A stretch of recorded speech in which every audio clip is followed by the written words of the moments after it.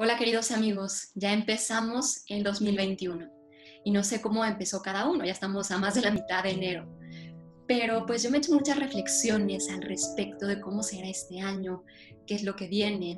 Aquí en México estamos viviendo quizá uno de los momentos más duros de la pandemia. Hay muchos enfermos, mucha gente pues ya está en el cielo. Y entonces, ¿qué sigue? ¿No?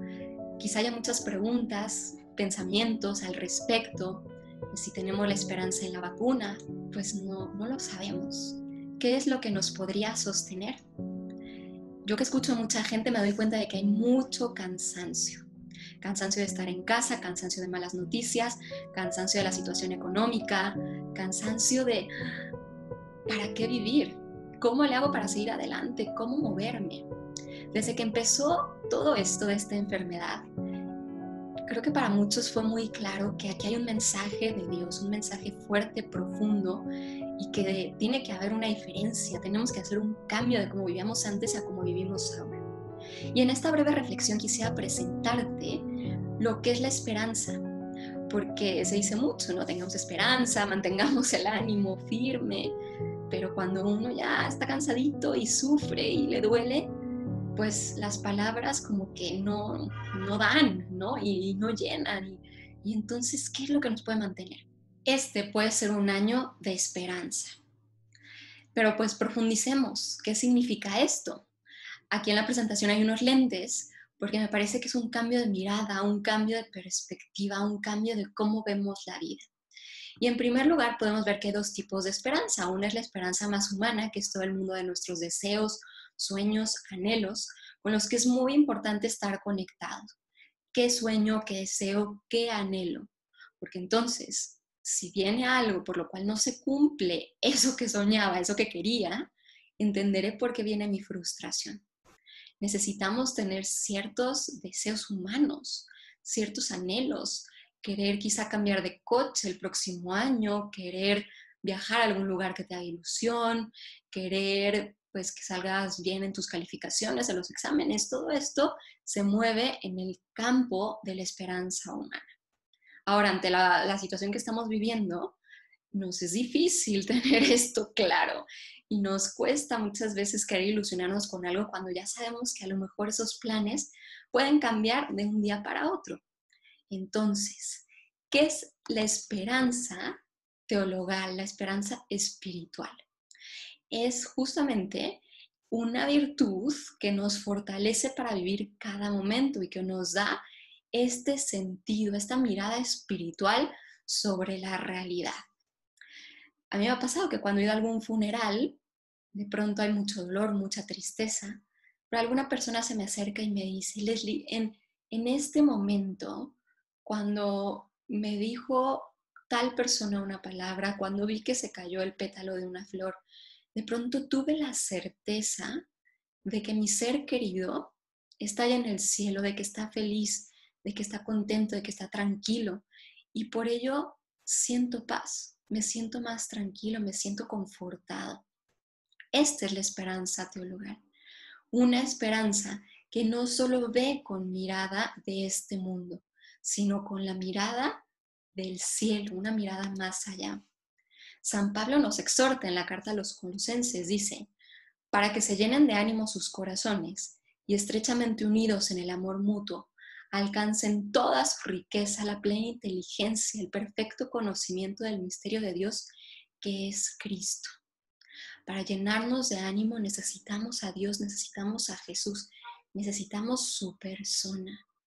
Quizá estamos buscando motivaciones humanas y con una mirada así, ¿no?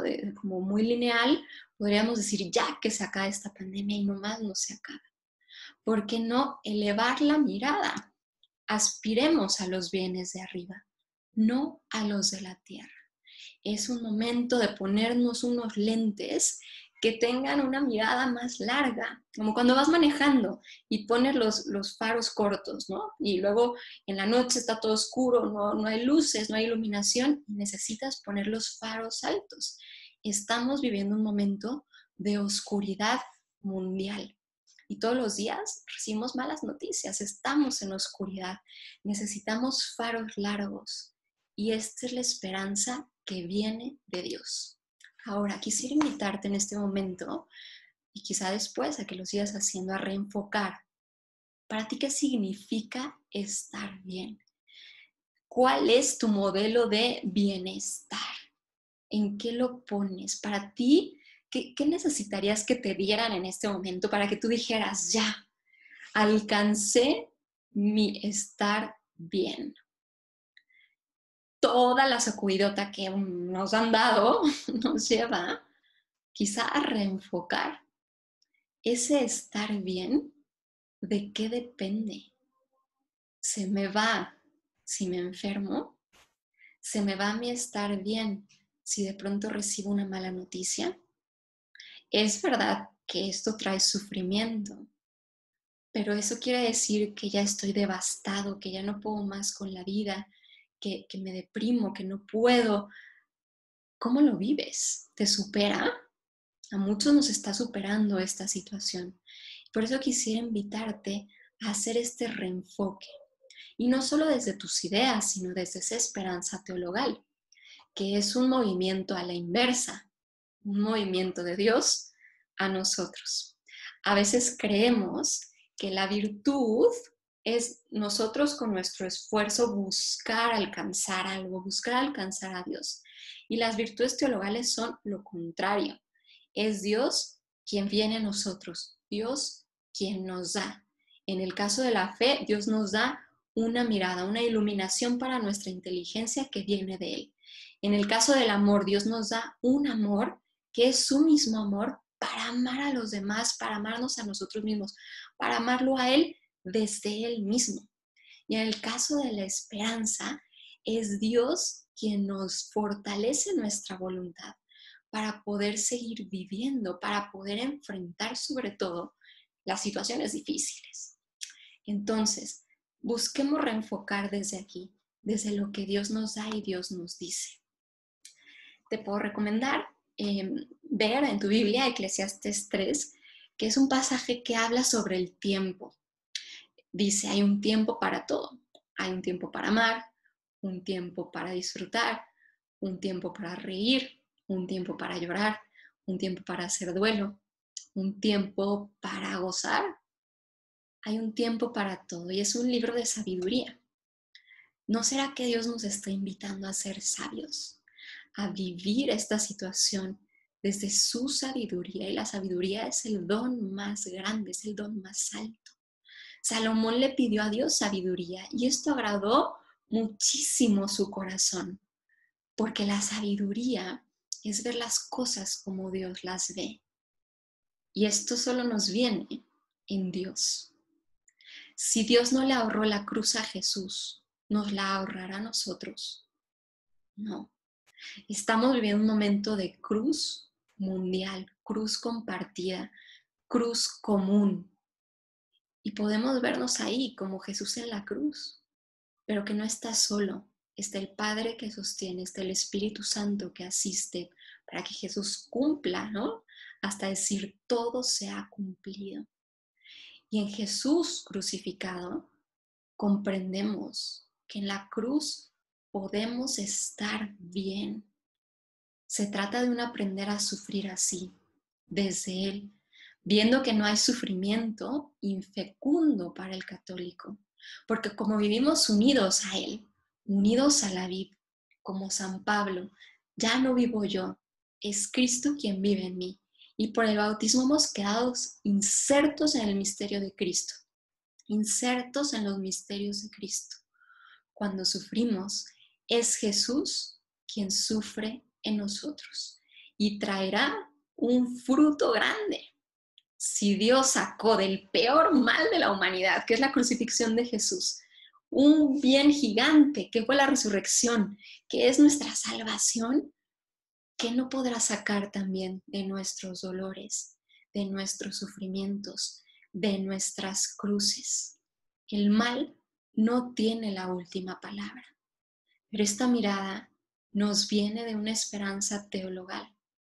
Si se fijan, no tiene nada que ver, ¿no? Que te digan, ve las cosas con esperanza y entonces te sonríes y como que pones espíritu optimista. No tiene nada que ver con eso. Estamos hablando de otro nivel, en otro plano. Estas son algunas cosas que nos dice Dios. Pase lo que pase, Él está conmigo. Es esa certeza de que nunca estamos solos, de que Él está ahí. Miren esto, la cruz no tiene la última palabra, es temporal y hay que pasar por ella. No hay vida en este mundo que no tenga que pasar por el sufrimiento. Puedo vivir lo que Él permite porque Él me da su gracia en cada momento. En vez de querer entender, mucho de nuestro sufrimiento luego viene de aquí, de querer entender. ¿Quién no ha querido entender esta pandemia? ¿Quién no ha querido entender el virus?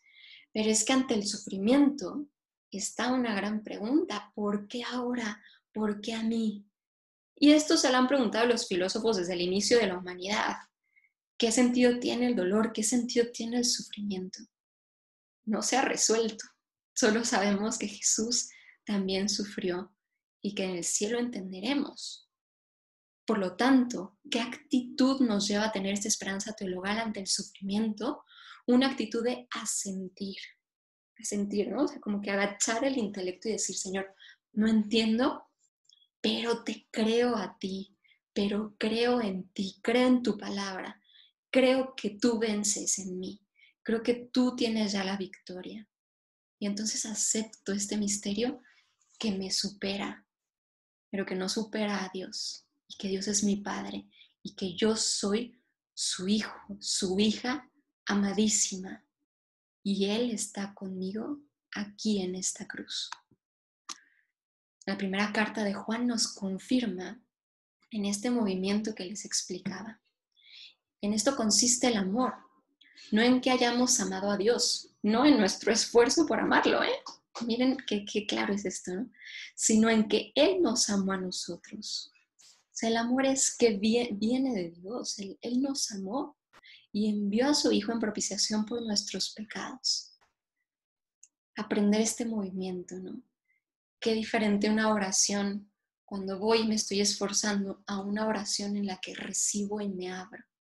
Y Dios nos invita a esto en estos momentos de oscuridad.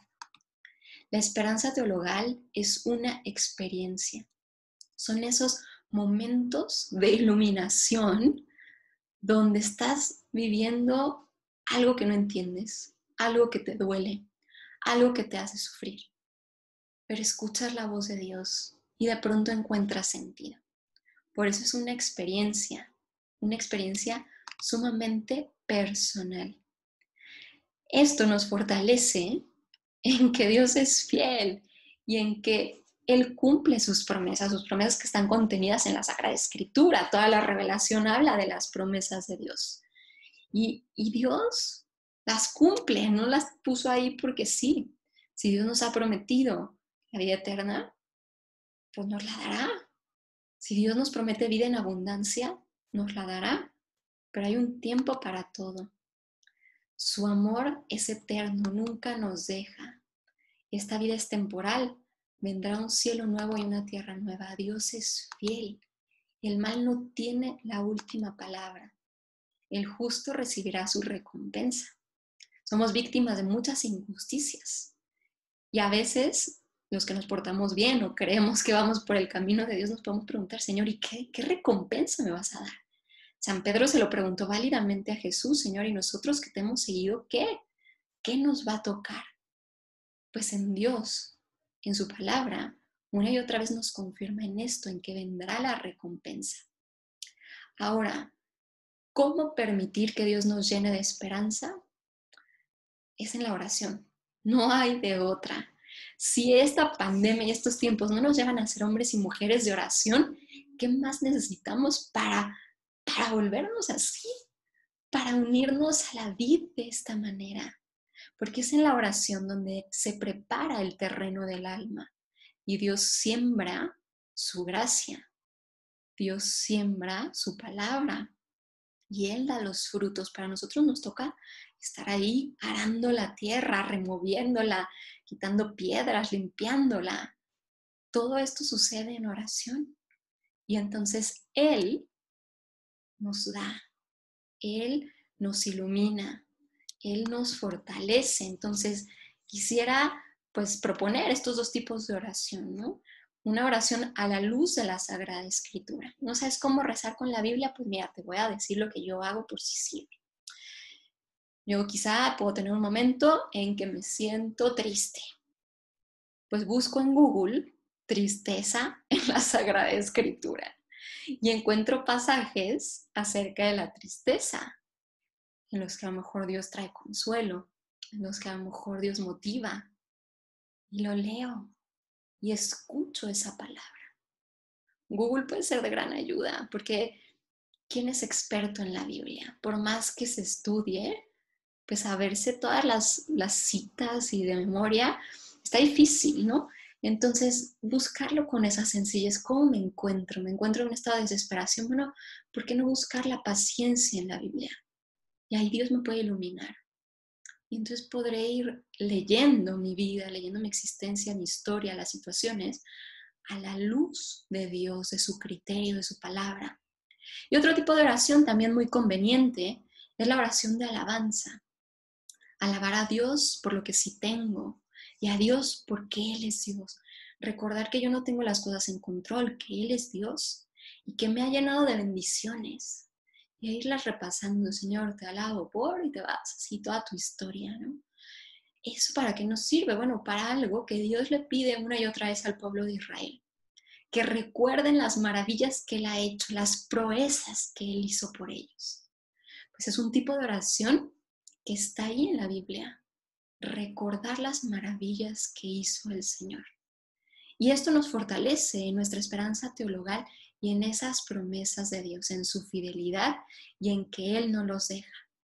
Queridos amigos, que este año sea un año de esperanza, que podamos ser para el mundo esos sabios que necesitan, que escuchan las noticias o leen las situaciones que suceden, no solamente desde un plano vertical, un plano humano, sino que son capaces de elevar la mirada, verlo en un plano horizontal, de cara al cielo, de cara al corazón de Dios, y entonces tener respuestas reales, ciertas, verdaderas, y que nos permiten seguir avanzando en este camino de la vida.